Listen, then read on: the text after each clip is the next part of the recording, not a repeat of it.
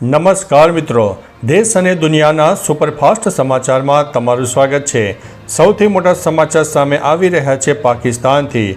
પાકિસ્તાનમાં સેના અને આતંકી આમને સામને જોવા મળ્યા, 60થી વધુના થયા છે મોત।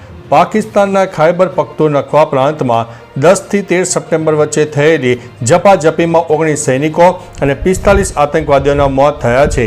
આ ઓપરેશન તહેરીકે તાલિબાન પાકિસ્તાન સામે ઇન્ટેલિજન્સ આધારિત કાર્યવાહી હેઠળ ચાલ્યું હતું। વડાપ્રધાન શહેબાઝ શરીફે આતંકવાદ સામે કડક પગલાં લેવા તથા અફઘાન નાગરિકોની સંડોવણીની તપાસ કરવાની પણ વાત કરી છે।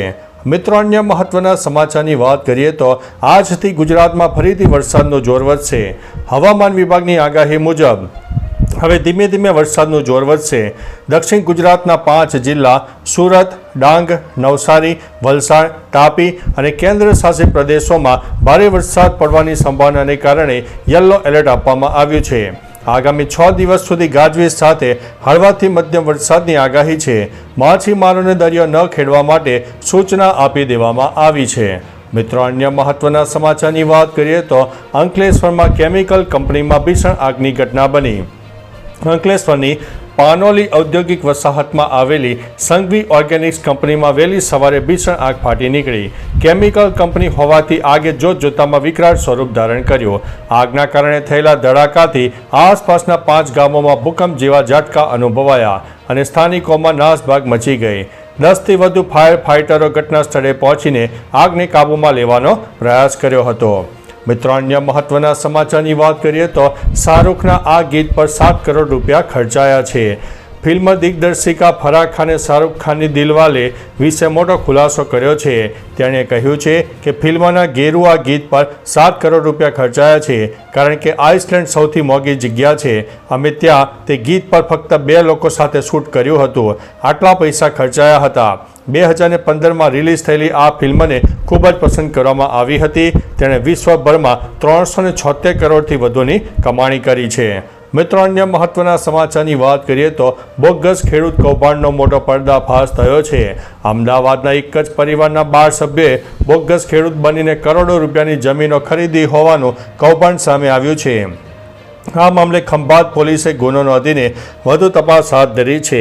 આ શખ્સોએ નકલી દસ્તાવેજોનો ઉપયોગ કરીને કચ્છના લખપત અને ખંભાતના ગોલાણા સહિતના વિસ્તારમાં ખેતીલાયક જમીનો હસ્તગત કરી હતી। કૌભાંડનો પર્દાફાશ ત્યારે થયો જ્યારે જિલ્લા જમીન તકેદારી સમિતિ સમક્ષ આ બાબત ધ્યાનમાં આવી હતી। મિત્રો, અન્ય મહત્વના સમાચારની વાત કરીએ તો વીજ કરંટથી મોટા માઠા છૂટી ગયા। અમદાવાદના નારોલમાં પાણી ભરેલા ખાબોચિયામાં વીજ કરંટથી એક નિર્દોષ દંપતીનું કરુણ મોત બાદ મોટો વિવાદ સર્જાયો છે।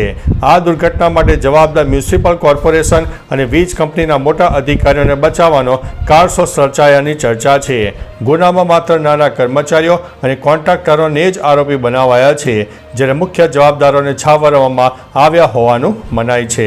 મિત્રો, અન્ય મહત્વના સમાચારની વાત કરીએ તો ₹5, 10 અને 20ના પેકેટના ભાવ નહીં ઘટે।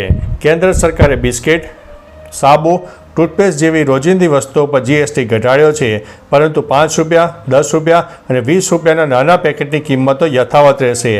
FMCG કંપનીઓ CBICએ જાણ કરી છે કે ભાવ ઘટાડવાથી ગ્રાહકોને ગૂંચવણ થશે, જેમ કે 20ના બિસ્કિટ પેકેટની કિંમત 18 કરવાથી સમસ્યા ઊભી થઈ શકે છે।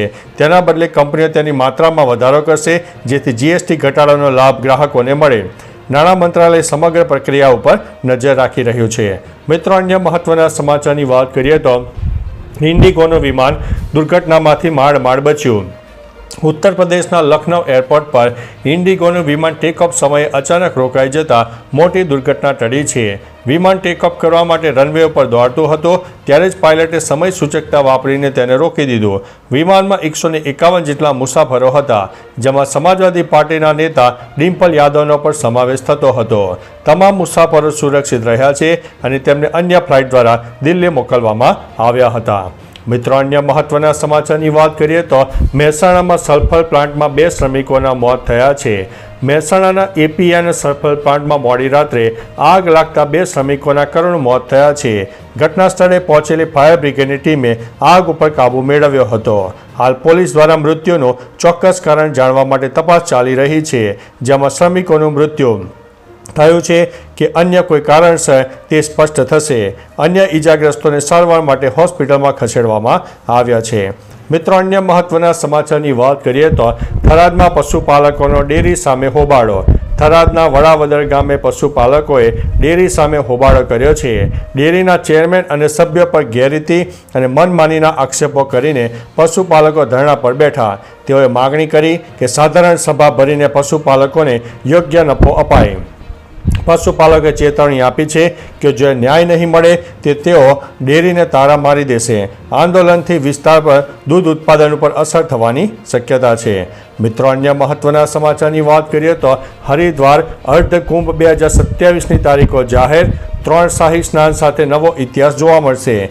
હરિદ્વાર અર્ધકુંભ 2027 માટે તારીખો જાહેર થઈ ગઈ છે. આ વખતે 3 શાહી સ્નાન થશે.